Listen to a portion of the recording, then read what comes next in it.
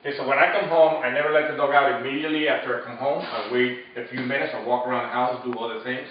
That's so that they don't get in the idea that me coming home means automatically they're going to get out of the kennel. So the kennel is still a positive thing, not a, a negative that they'll have to rush out of. And before I take them out, they have to be sitting and they have to be calm. Bruno, sit.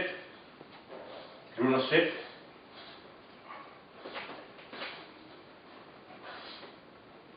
So right now he's sitting, but he's still not calm. Still not excited. So if I start opening the door, he might start coming out. So I'm going to close the door back up if he does that. Bruno, sit. Now, at first, all you might get out of him is a second or so. I'm going to kind of sit.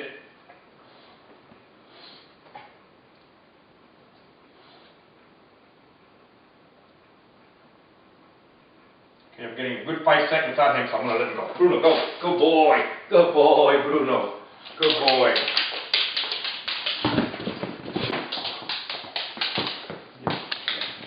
Okay.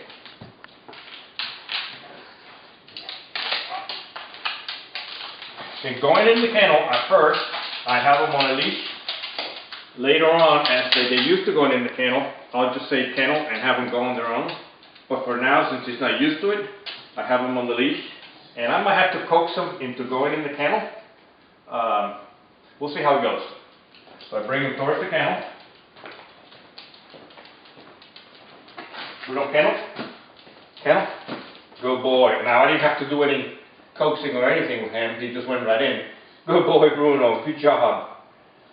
Sometimes you have to do a little bit of pulling. But if you have to do a bit of...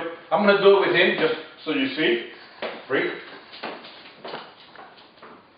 Bruno, come. Bruno, kennel. But the second the dog starts going in, I release the tension. So I don't keep pushing him in there or pulling him in there. I release the tension immediately after the dog starts going in the kennel. You don't want to give tension when the dog is doing what you want him to do. Bruno, sit. Sit.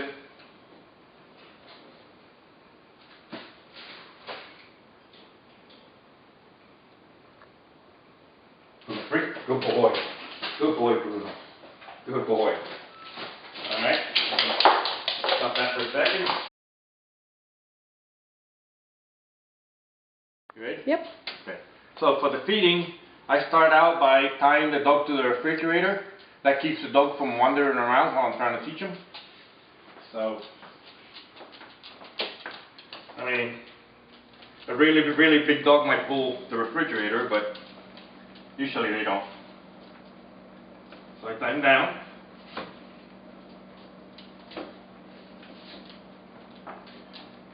Now, I'm going to ask him for a sit and see if he holds it while I get the food. Bruno, sit.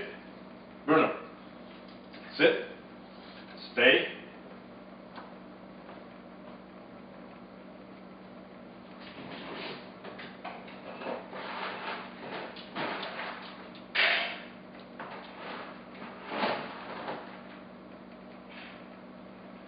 Okay, you didn't stay long, but that's okay.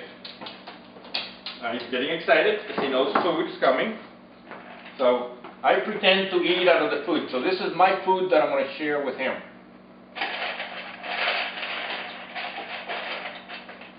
So he's patiently waiting. Now I'm going to bring the food down and I'm not going to put it on the ground. I'm going to hold it and then bring it straight back up because it's still my food that I'm going to share with him.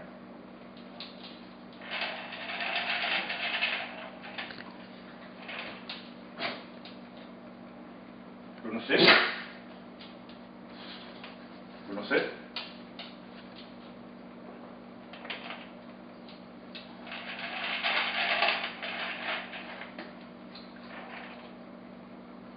Now I'm going to do that process of up and down for a few days.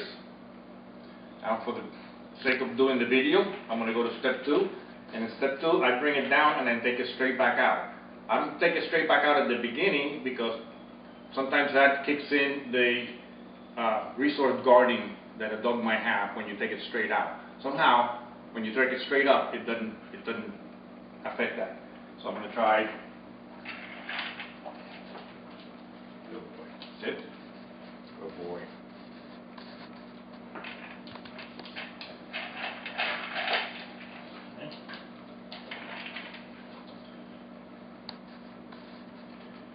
So I do that for a few more days. Then the third step is I gotta stand where he won't be able to reach me. In case the dog might have resource guarding problems or might want to come after me for taking the food away, I'm going to stand where he can't reach me. He's already tied down, so he can't reach. So I'm going to do the same thing, bring it down, put it on the ground, and then I take it straight out. Notice I didn't never release the bowl. I always kept my hand on the bowl. I might also do some feeding out of my own hand. So again, I'm sharing the food with him. Good boy, Bruno. Good boy. Good.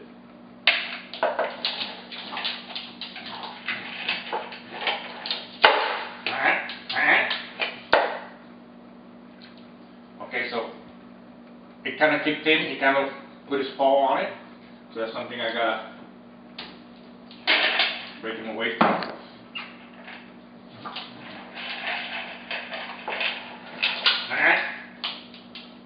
Good boy. Good boy. I'm establishing the eye contact because you always want to make the dog give you eye contact. And so every ritual that I do has something that will generalize to other aspects of the training. Good eye contact, Bruno. Again. Okay.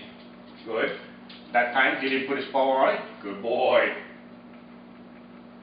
Now, the next thing I might do is I might pet him while he's eating, because he hasn't shown me any problems.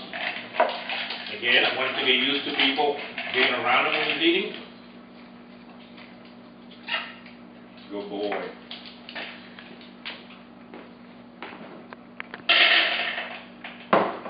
Something that might happen in the home is while the dog is eating, you might come by and bump him.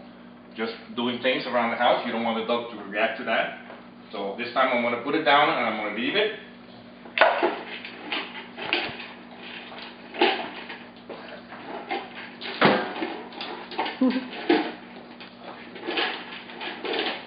Now if he had reacted at any time, I would have corrected him.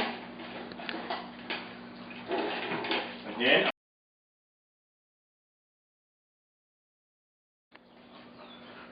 All right. Right? So going out the door, again, we got to sit and wait till he's allowed. Bruno, sit. Sit. Stay. I'm going to close the door. So you notice I haven't been using treats. With the food itself is a reward, so I don't have to worry about it. With some of the activities, going out is the reward in itself. The dog wants to get out. So you allowing him out, that constitutes a positive and a reward. So you don't have to use treats all the time to work with the behaviors. The dogs will do the behavior for some other thing that they get to do that doesn't have to be treats all the time. So Bruno, come. Sit. Sit. Stay. And again, I use the leash while they're the first couple of weeks because it's easier to handle. And once they learn the behavior and you're okay with them being around the house without getting into any kind of trouble, then you can forego the leash or any kind of equipment, kind of making them still wait even though the door is banging. So the banging doesn't mean that you're going to get out automatically. The door opening doesn't mean you're going to get out automatically. Finally, he's being patient. I'm going to wait till he gives me eye contact. Good boy, free. Good dog. Good boy. Right. Perfect. Okay, action. So coming into the house, again, the dog has to sit and wait till I let him go in. Any kind of threshold, the dog has to sit and wait till I tell him that he can come in. It's kind of like the kennel routine at APA at the shelter. So again, we're going in.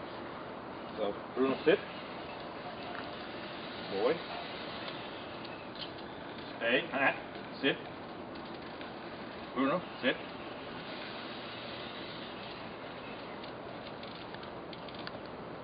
Sit.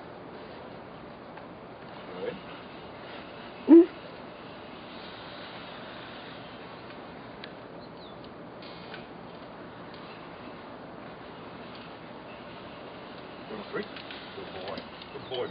Good boy.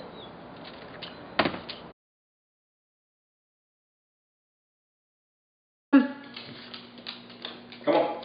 Okay, Let's go. let's go for a walk. Wanna Wanna go for a walk? Okay. So, Bruno, sit. Are you recording? Yeah. Bruno, come. Come. Sit. Oh. Yeah. Sit.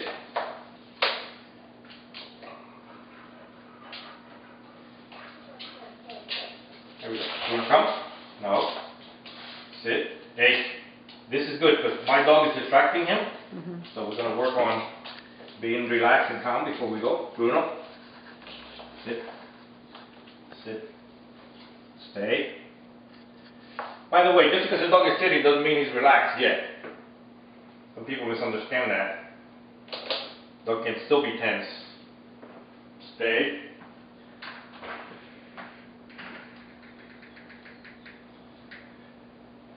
Okay, I'm going to try this with Bruno. Usually, again, this takes a couple of weeks, but I'm going to see how he does. Back. Back. No. Bruno, sit. Sit. Stay.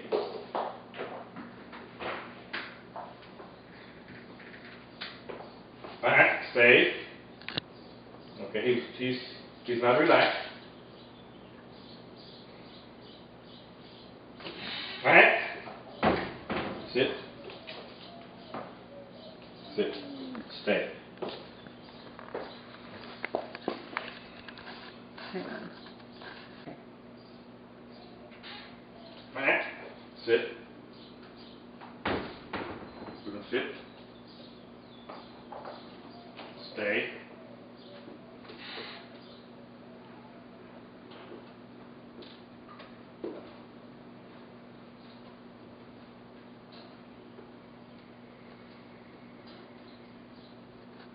So even though I'm outside, back, the dog's still not allowed. Sit. Hey. We're gonna come. Come. Sit. We're gonna sit. Stay. And for brevity, I'm going to go ahead and release them, but usually I work it to where I go around the corner by the garage where the dog can't see me at all, and they'll still be sitting there waiting. So, you want to come? Good boy, good boy. Also notice that when I say come, it's not, hey come, let's go. There's no excitement, it's all calm. You know, let's go. Alright? And then we'll go for a walk.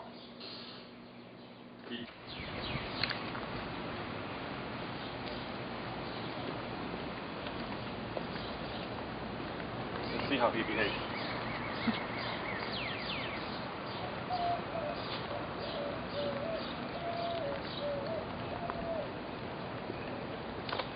If you want, are you filming? Yep.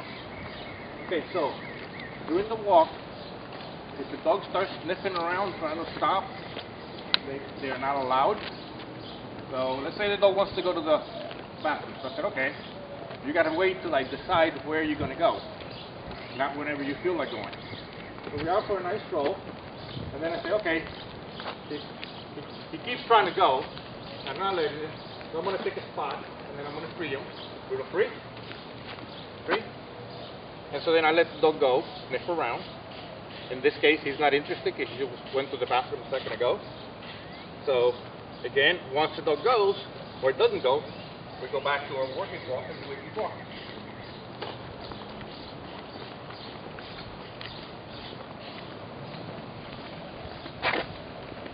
And if the dog keeps trying to sniff and pull, do the free.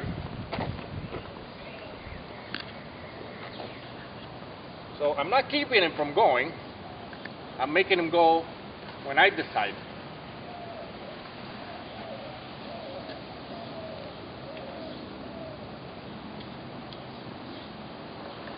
Okay, you wanna come?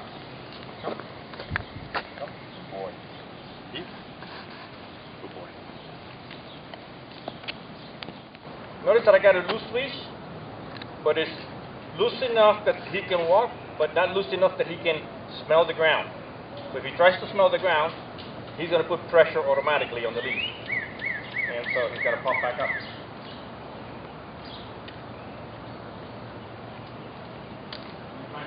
There you go. So the dog learns that if I'm walking and I try to sniff the ground, I'm going to get pressure. So I got to remember, always hold my head up and keep walking. Because I know eventually he's going to let me sniff the ground anyway. So there's no point in trying to do it while I'm walking. So it teaches the dog to just walk along with you and not, you know, be pulling and sniffing and going everywhere in the world.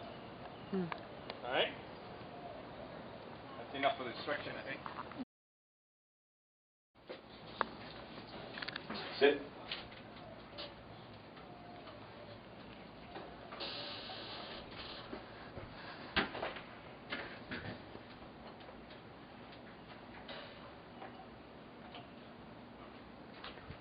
Can you make it? I'm waiting for the eye contact. Sit.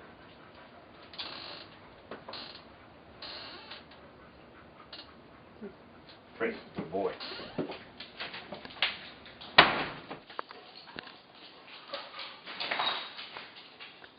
You ready?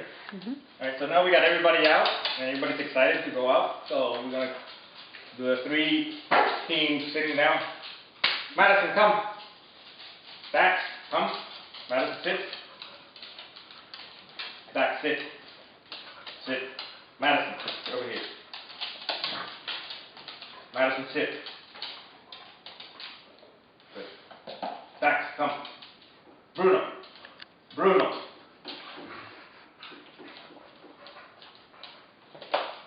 Not playing yet. You gotta go out first. Come. Madison, sit. Dax. Madison, sit. Dax, sit. Sit. Bruno, sit. Bruno, sit. Sit. Dax, sit. Stay.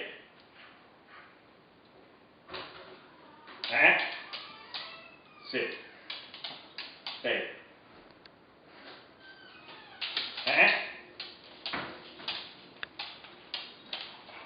Don't be a troublemaker. Sit. Stay. Stay.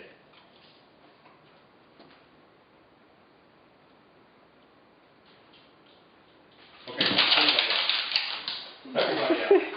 That was well done.